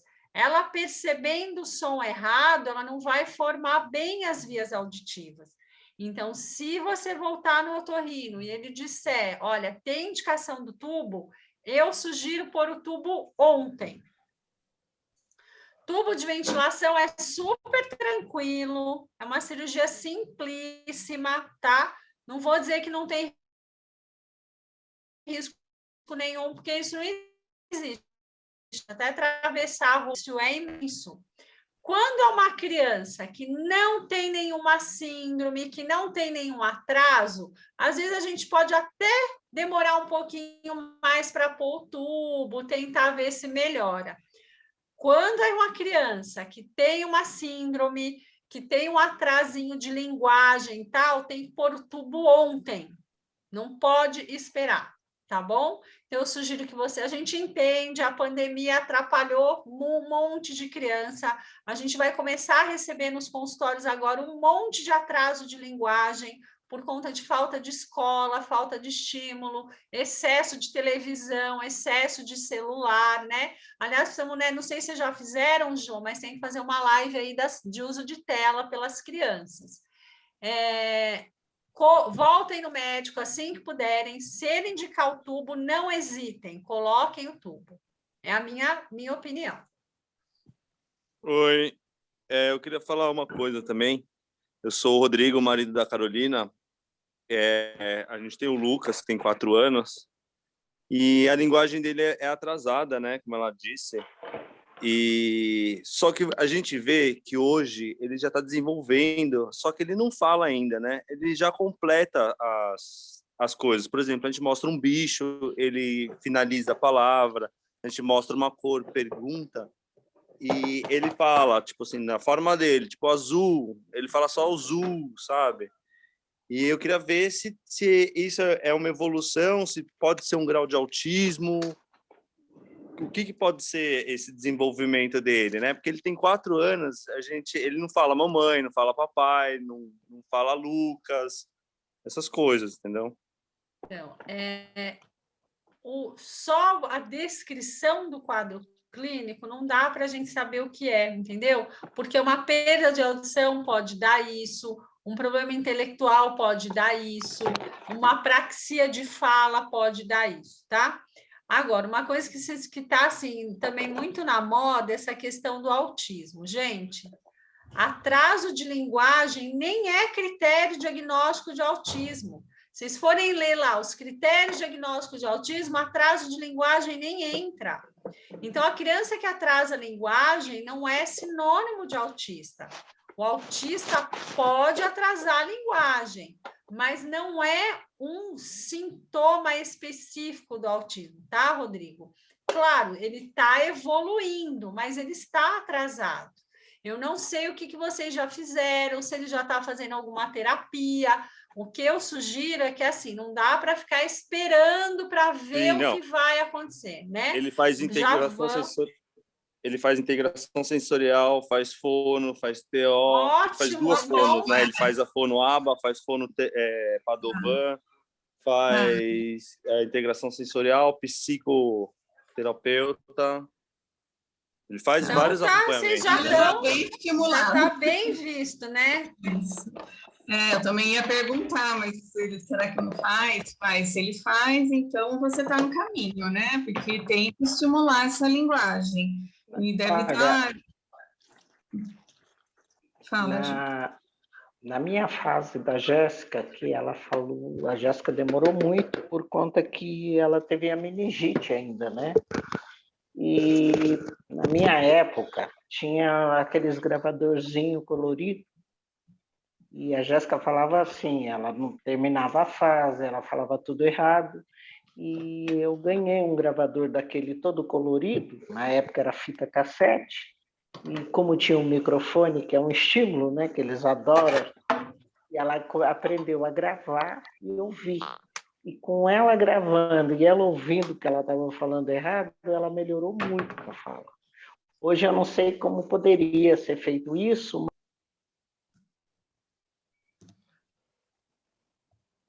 Jô, desligou o seu microfone. Então, isso eu fiz em casa sem orientação, nada, né? Que eu achei legal o brinquedo e ela começou a gravar e ouvir, e rapidinho ela começou a aprender a falar melhor. Mas muito bom, isso é uma das estratégias, Jô, você colocar a criança para escutar, para ela mesma perceber como ela está falando, né? Isso é uma estratégia muito boa. Pode ser usado, faz uma fono aí. Muito bem, mas é uma estratégia boa de gravar e ouvir junto com a criança. É ótimo, isso ajuda muito. E no caso do Williams, como eu disse antes, colocar as músicas ajuda bastante, já que eles gostam bastante de música, né? Então ajuda muito também. Sim. E eu quero fazer uma sugestão assim, pelo adiantar da hora, se tiver mais perguntas, passar que eu mando para vocês e vocês respondem por e-mail, porque senão nós vamos ficar aqui horas e horas, né? Sim, mas foi muito bom, assim, né? Doutora Silene, super didática, né? Com uma experiência, uma gama aí muito boa para trazer para todos. Foi sensacional a participação de todo mundo, as perguntas, os comentários, né? Então, a gente vê que é isso mesmo, né? Que acho que o objetivo da live acho que foi cumprido, né, Jô? O que vocês acham, né, Com doutora certeza. E o meu foi mais comprido, porque eu tinha um sonho de colocar vocês duas juntas. Ai, Adorei conhecer a Maura. A gente já está combinando um monte de coisa, né, Maura? Sim, com certeza. Quando eu conheci a Maura e eu já conhecia a Sulene, eu sempre imaginava que um dia eu ia pôr vocês juntas. Obrigada. Eu acho que uma foi a tampa com a panela, uma complementou a outra, e eu estou muito feliz, porque assim, eu gosto muito das duas, né? Eu sempre falo que eu tive muitos anjinhos na minha vida e vocês são um deles. A Sulene estava falando e eu estava lembrando da Jéssica, que periodicamente a Jéssica tinha dor de ouvido para ir para Pouso Alegre. Então, quando ela assim estava demorando para ela ir, então ela inventava uma dor de ouvido, eu apanhava ela no ônibus e falava: Sulene, a sua malinha sem alça está indo. Ela e aí vinha, a Sulene né? pegava ela, chegava lá, assim, um milagre sarava esse ouvido, né? E aí, é claro, ficavam uns dias lá. A desculpa era que ela ia ser babá dos filhos da Sulene. Verdade, e eles acabavam ela virando babá da aqui. Jéssica. Sim. E aí, assim, rapidinho sarava. E aí, quando demorava um tempo, lá vinha a Jéssica de novo com dor de ouvido. É claro que não era a dor de ouvido tão... Mas era a urgência de Sulene. E ela vinha aqui, meus filhos eram pequenos, e ela ajudava a brincar, cuidava, e ela tomava conta, sim, ela era uma graça. Que linda. Muito bom. É isso, gente. Olha, muito obrigado por vocês. Assim, amei essa parceria. E eu quero muito agradecer. E vamos ter, sim, outras lives, sim. Né? Olha, eu acho que nós vamos fazer o contrário na próxima. A Sulene vai mediar e a Maura vai... Né? Aí vamos, sim, fazer assim no futuro. Combinado. Vamos. Vamos falar de linguagem, vamos falar do sono, né, Maura? Tem um monte de coisa aí que a gente pode falar. E pensando aqui na live, dá para fazer mais uma com certeza. Vamos combinar. Com certeza. Olha, muito obrigado. E quem não conseguiu a resposta, tudo, só me perguntar, me chama no WhatsApp, manda a pergunta, que eu mando para a Sulene e para a Maura e mando a resposta, tá bom? Olha, brigadão mesmo. Não tenho palavras para agradecer vocês.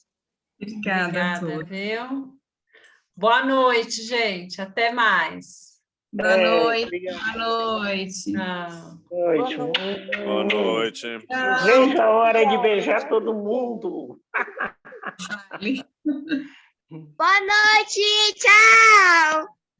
Tchau, linda. Tchau. Tchau.